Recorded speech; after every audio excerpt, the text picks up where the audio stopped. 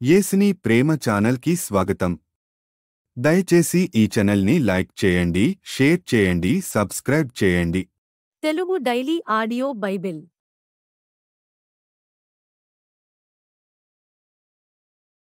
నిర్గమకాండము 4వ అధ్యాయము. అందుకు మోషే, చిత్తగించుము, వారు నన్ను నమ్మరు, నా మాట వినరు, యెహోవా నీకు ప్రత్యక్షము కాలేదందరు అని ఉత్తరమియ్యగా, యెహోవా, నీ చేతిలోనిది ఏమిటి అని అతనిని అడిగెను. అందుకతడు, కర్ర అనెను.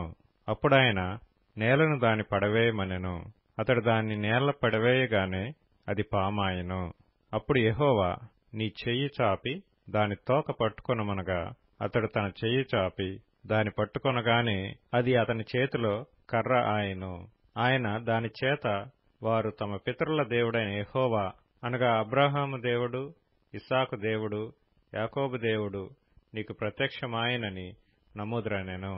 మరియు యెహోవా, నీ చెయ్యి నీ రొమ్మున ఉంచుకొనమనగా, అతడు తన చెయ్యి రొమ్మున ఉంచుకొని దాని వెలుపలికి తీసినప్పుడు ఆ చెయ్యి కుష్ఠము గలదై హిమము వలె తెల్లగా ఆయెను. తర్వాత ఆయన, నీ చెయ్యి మరలా నీ రొమ్మున ఉంచుకొనమనగా, అతడు తన చెయ్యి మరలా తన రొమ్మున ఉంచుకొని తన రొమ్ము నుండి వెలుపలికి తీసినప్పుడు అది అతని మిగిలిన శరీరం వలె ఆయెను.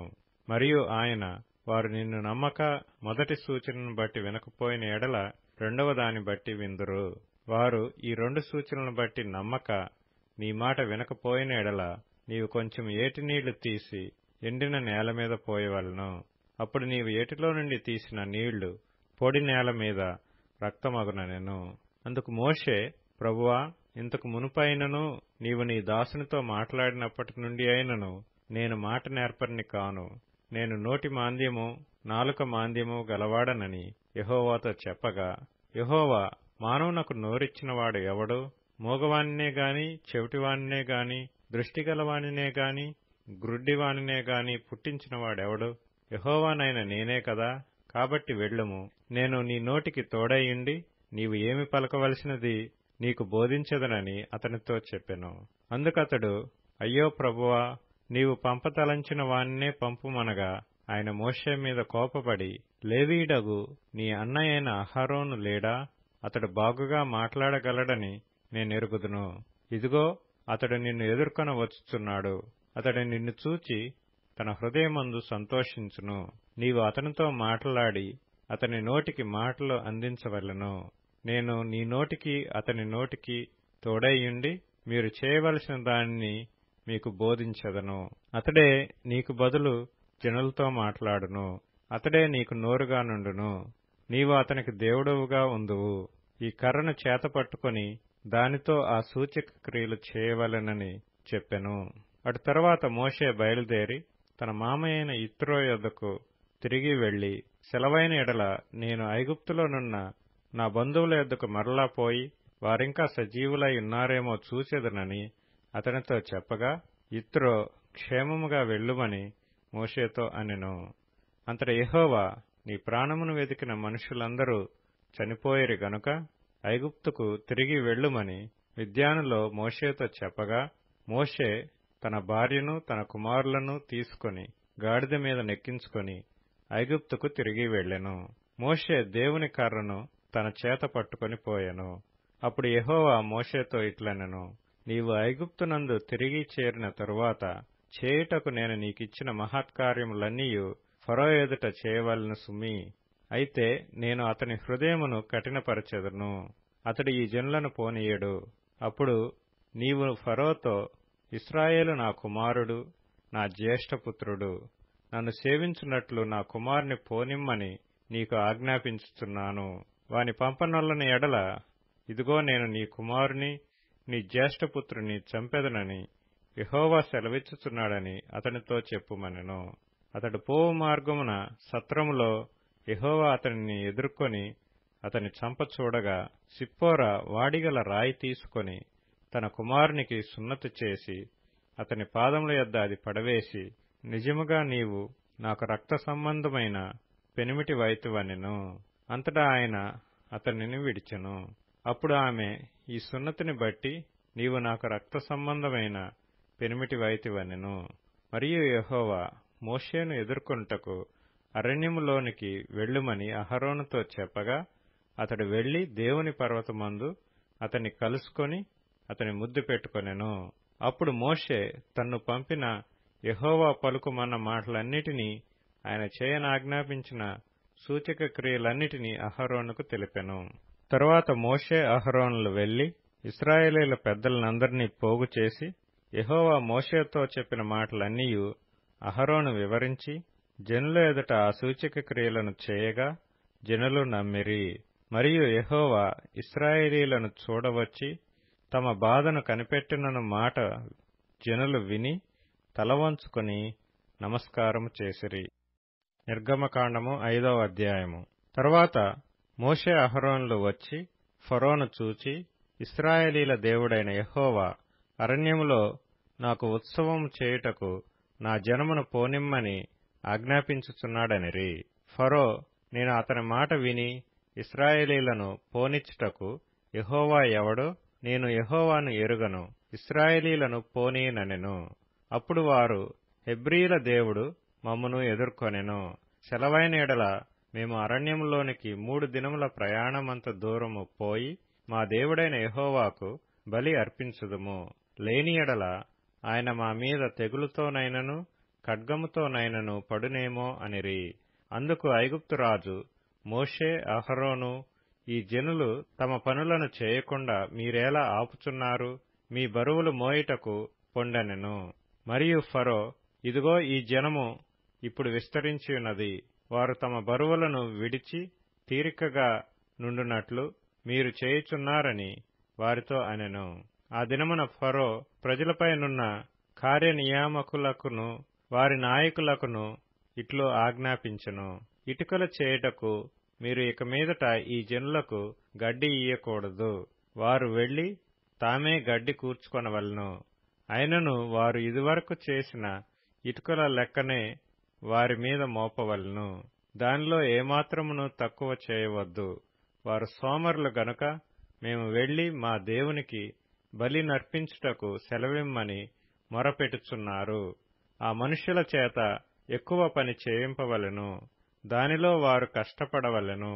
అబద్ధపు మాటలను వారు లక్ష్య పెట్టకూడదనెను. కాబట్టి ప్రజలు కార్యనియామకులను వారి నాయకులను పోయి ప్రజలను చూచి, నేను మీకు గడ్డి ఇయ్యను, మీరు వెళ్లి మీకు గడ్డి ఎక్కడ దొరుకునో అక్కడ మీరే సంపాదించుకొనుడి. అయితే మీ పనిలో నేమాత్రమును తక్కువ చేయబడదని ఫరో సెలవిచ్చెననిరి. అప్పుడు ప్రజలు గడ్డికి మారుగా కొయ్యకాలు కూర్చుటకు ఐగుప్తు దేశమందంతటను చెదరిపోయిరి.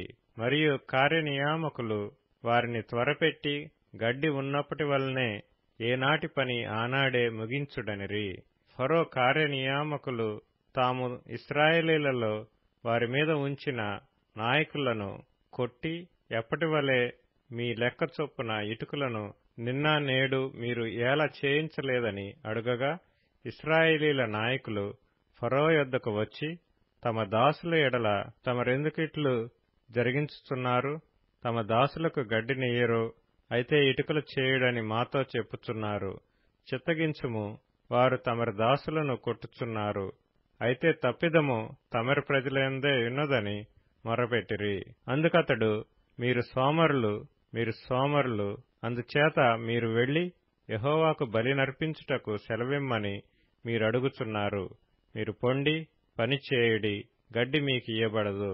అయితే ఇటుకల లెక్క మీరప్పగింపక తప్పదని చెప్పెను. మీ ఇటుకల లెక్కలో నేమాత్రమును తక్కువ చేయవద్దు. ఏనాటి పని ఆనాడే చేయవలనని రాజు సెలవీయగా, ఇశ్రాయేలీల నాయకులు తాము దురవస్థలో పడియున్నట్లు తెలుసుకొనిరి. వారు ఫరో యొద్ద నుండి బయలుదేరి వచ్చుచు తమను ఎదుర్కొంటకు దారిలో నిలిచియున్న మోషే అహరోనులను కలుసుకొని, యెహోవా మిమ్ము చూచి న్యాయము తీర్చునుగాక. ఫరో ఎదుటను అతని దాసుల ఎదుటను మమ్మును అసహ్యులనుగా చేసి మమ్ము చంపుటకై వారి చేతికి ఖడ్గమిచ్చితురని వారితో అనగా, మోషే యెహోవా యొద్దకు తిరిగి వెళ్లి, ప్రభువా, నీవేళ ఈ ప్రజలకు కీడు చేసితివి? నన్నేల పంపితివి? నేను నీ పేరిట మాట్లాడుటకు ఫరో యొద్దకు వచ్చినప్పటి నుండి అతడు ఈ జనులకు కీడే చేయుచున్నాడు. నీ జనులను నీవు విడిపింపను లేదనెను. నిర్గమకాండము 6వ అధ్యాయము. అందుకు యెహోవా, ఫరోకు నేను చేయబోచున్న దానిని నీవు నిశ్చయముగా చూచెదవు. బలమైన హస్తము చేత అతడు వారిని పోనిచ్చును. బలమైన హస్తము చేతనే అతడు తన దేశములో నుండి వారిని తోలివేయునని మోషేతో అనెను. మరియు దేవుడు మోషేతో ఇట్లనెను, నేను యెహోవాను.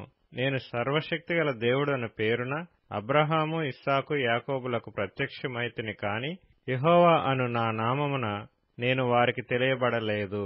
మరియు వారు పరవాసము చేసిన దేశమగు కనాను దేశమును వారికిచ్చుటకు నా నిబంధనను వారితో స్థిరపరచితిని. ఐగుప్తీయులు దాసత్వమునకు లోపర్చియున్న ఇశ్రాయేలీయుల మూలుగును విని నా నిబంధనను జ్ఞాపకం చేసుకొనియున్నాను. కాబట్టి నీవు ఇశ్రాయేలీయులతో ఈలాగు చెప్పుము, నేనే యెహోవాను. నేను ఐగుప్తీయులు మోయించు బరువుల క్రింద నుండి మిమ్మును వెలుపలికి రప్పించి వారి దాసత్వంలో నుండి మిమ్మును విడిపించి నా బాహువు చాపి గొప్ప తీర్పులు తీర్చి మిమ్మును విడిపించి మిమ్మును నాకు ప్రజలుగా చేర్చుకొని మీకు దేవుడనై ఇందును. అప్పుడు ఐగుప్తీయుల బరువు క్రింద నుండి మిమ్మును వెలుపలికి రప్పించిన మీ దేవుడైన యెహోవాను నేనే అని మీరు తెలుసుకొందురు. నేను అబ్రహాము, ఇస్సాకు, యాకోబులకు ఇచ్చేదనని చెయ్యి ఎత్తి ప్రమాణం చేసిన దేశములోనికి మిమ్మును రప్పించి దాని మీకు స్వాస్థ్యముగా ఇచ్చెదను. నేను యెహోవానని చెప్పుమనగా మోషే ఇశ్రాయేలీయులతో అలాగు చెప్పెను. అయితే వారు మనోవ్యాకులమును బట్టి కఠిన దాసత్వమును బట్టియు మోషే మాట వినరైరి. మరియు యెహోవా మోషేతో, నీవు లోపలికి వెళ్లి ఐగుప్తు రాజైన ఫరోతో ఇశ్రాయేలీయులను తన దేశములో నుండి వెలుపలికి పోనీయవలెనని అతనితో చెప్పుమనెను. అప్పుడు మోషే, చిత్తగించుము, ఇశ్రాయేలీయులే నా మాట వినలేదు, మాట మాంద్యము గలవాడనగు నా మాట ఫరో ఎట్లు వినునని యెహోవా సన్నిధిని పలికెను. మరియు యెహోవా మోషే అహరోనులతో నిట్లనెను, ఇశ్రాయేలీయులను ఐగుప్తు దేశములో నుండి తాము వెలుపలికి రప్పించుటకై ఇశ్రాయేలీయుల యొద్దకును ఫరో యొద్దకును వెళ్లవలెనని వారికి ఆజ్ఞాపించెను. వారి పితరుల కుటుంబముల మూలపురుషులు ఎవరనగా ఇశ్రాయేలు జ్యేష్ఠ కుమారుడైన రూబేను కుమారులు హనోకు, పల్లు, హెస్రోను, కర్మి. వీరు రూబేను కుటుంబములు. షిమ్యోను కుమారులు యెమూయేలు, యామీను, ఓహదు, యాకీను, సోహరు, కనాను. స్త్రీకి కుమారుడైన షావూలు. వీరు షిమ్యోను కుటుంబములు. లేవి కుమారుల పేర్లు వారి వారి వంశావళుల చొప్పున ఏవేవనగా గెర్షోను, కహాతు, మెరారి. లేవి 137 ఏండ్లు బ్రతికెను. గెర్షోను కుమారులు వారి వారి వంశావళుల చొప్పున లిబ్ని, షిమి. కహాతు కుమారులు అమ్రాము, ఇస్హారు, హెబ్రోను, ఉజ్జీయేలు. కహాతు 133 ఏండ్లు బ్రతికెను. మెరారి కుమారులు మహలి, మూషి. వీరు తమ తమ వంశావళుల చొప్పున లేవి కుటుంబములు. అమ్రాము తన మేనత్తయైన యోకెబెదును పెండ్లి చేసుకొనెను. ఆమె అతనికి అహరోనును మోషేను కనెను. అమ్రాము 137 ఏండ్లు బ్రతికెను. ఇస్హారు కుమారులు కోరహు, నెపెగు, జిఖ్రి. ఉజ్జీయేలు కుమారులు మిషాయేలు, ఎల్సాఫాను, సిత్రి. అహరోను అమీనాదాబు కుమార్తెయు నయస్సోను సహోదరియునైన ఎలీషబను పెండ్లి చేసుకొనెను. ఆమె అతనికి నాదాబును, అబీహును, ఎలియాజరును, ఈతామారును కనెను. కోరహు కుమారులు అస్సీరు, ఎల్కానా, అబీయా, సాపు. వీరు కోరహీయుల కుటుంబములు. అహరోను కుమారుడైన ఎలియాజరు పూతీయేలు కుమార్తెలలో ఒకతను పెండ్లి చేసుకొనెను. ఆమె అతనికి ఫీనెహాసును కనెను. వీరు తమ తమ కుటుంబముల చొప్పున లేవీల పితరుల మూల పురుషులు. ఇశ్రాయేలులను వారి సేనల చొప్పున ఐగుప్తు దేశంలో నుండి వెలుపలికి రప్పించుడని యెహోవా ఆజ్ఞాపించిన అహరోను, మోషేలు వీరు. ఇశ్రాయేలీయులను ఐగుప్తులో నుండి వెలుపలికి రప్పించవలెనని ఐగుప్తు రాజైన ఫరోతో మాట్లాడిన వారు వీరు. ఆ మోషే, అహరోనులు వీరే. ఐగుప్తు దేశంలో యెహోవా మోషేతో మాట్లాడిన దినమున యెహోవా, నేను యెహోవాను, నేను నీతో చెప్పున్నది యావత్తు నీవు ఐగుప్తు రాజైన ఫరోతో పలుకుమని మోషేతో చెప్పగా, మోషే, చిత్తగించుము, నేను మాట మాంద్యము గలవాడను, ఫరో నా మాట ఎట్లు వినునని యెహోవా సన్నిధిని పలికెను. మత్తయి సువార్త 16వ అధ్యాయము. అప్పుడు పరిసయ్యులను సద్దూకయ్యులను వచ్చి ఆయనను శోధించుటకు ఆకాశము నుండి ఒక సూచక క్రియను తమకు చూపమని ఆయనను అడగగా, ఆయన ఇట్లనెను: సాయంకాలమున మీరు ఆకాశము ఎర్రగాయున్నది గనుక వర్షము కురియదనియు, ఉదయమున ఆకాశము ఎర్రగాను మబ్బుగాను ఉన్నది గనుక నేడు గాలివాన వచ్చుననియు చెప్పుదురు గదా.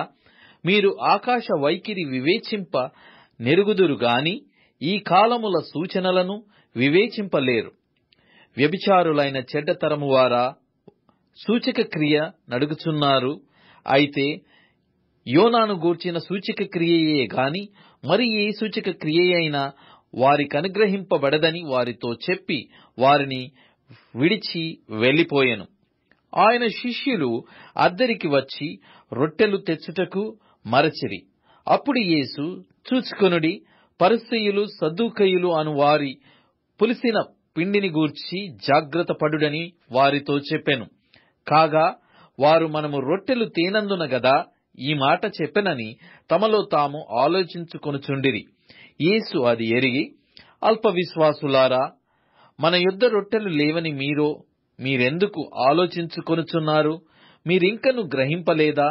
5 రొట్టెలు 5,000 మందికి పంచిపెట్టినప్పుడు ఎన్ని గంపెళ్ళు ఎత్తితిరో, అది అయినను మీ 7 రొట్టెలు 4,000 మందికి పంచిపెట్టినప్పుడు ఎన్ని గంపెళ్ళు ఎత్తితిరో, అది అయినను మీకు జ్ఞాపకము లేదా?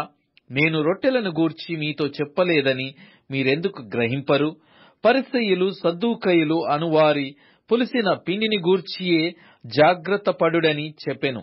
అప్పుడు రొట్టెల పులిసిన పిండిని గూర్చి కాదుగాని పరిసయ్యులు సద్దూకయ్యులు అనువారి బోధను గూర్చియే జాగ్రత్త పడవలెనని ఆయన తమతో చెప్పెనని వారు గ్రహించిరి. యేసు ఫిలిప్పుదైన కైసరయ్య ప్రాంతములకు వచ్చి మనుష్య కుమారుడెవడని జనులు చెప్పుకొనుచున్నారని తన శిష్యులను అడగగా, వారు కొందరు బాప్తిస్మమిచ్చు యోహాననియు, కొందరు ఏలియా అనియు, కొందరు ఇర్మియా అనియు, లేక ప్రవక్తలలో ఒకడనియు చెప్పుకొనుచున్నారనిరి. అందుకాయన, మీరైతే నేను ఎవడనని చెప్పుకొనుచున్నారని వారిని అడిగెను. అందుకు సీమోను పేతురు, నీవు సజీవుడగు దేవుని కుమారుడవైన క్రీస్తువని చెప్పెను. అందుకు యేసు, సీమోను బరయోనా, నీవు ధన్యుడవు. పరలోకమందున్న నా తండ్రి ఈ సంగతిని నీకు బయలుపరచనే గాని నరులు నీకు బయలుపరచలేదు. మరియు నీవు పేతురువు, ఈ బండ మీద నా సంఘమును కట్టుదును. పాతాళ లోక ద్వారములు దాని ఎదుట నిలవనేరవని నేను నీతో చెప్పుచున్నాను. పరలోక రాజ్యము యొక్క తాళపు చెవులు నీకిచ్చెదను. నీవు భూలోకమందు దేని బంధించుదువో అది పరలోకమందును బంధింపబడును, భూలోకమందు దేని విప్పుదువో అది పరలోకమందును విప్పబడునని అతనితో చెప్పెను. అటుపిమ్మట తాను క్రీస్తు అని ఎవనితోనూ చెప్పవద్దని ఆయన తన శిష్యులకు ఖండితముగా ఆజ్ఞాపించెను. అప్పటి నుండి తాను యెరూషలేమునకు వెళ్లి పెద్దల చేతను ప్రధాన యాజకుల చేతను శాస్త్రుల చేతను అనేక హింసలు పొంది చంపబడి 3వ దినమున లేచుట అగత్యమని యేసు తన శిష్యులకు తెలియజేయ మొదలుపెట్టగా, పేతురు ఆయన చేయి పట్టుకొని, ప్రభువా, అది నీకు దూరమగునుగాక అని నీకెన్నడును కలగదని ఆయనను గద్దింపసాగెను. అయితే ఆయన పేతురు వైపు తిరిగి, సాతానా, నా వెనుకకు పొమ్ము, నీవు నాకు అభ్యంతర కారణమయ్యున్నావు.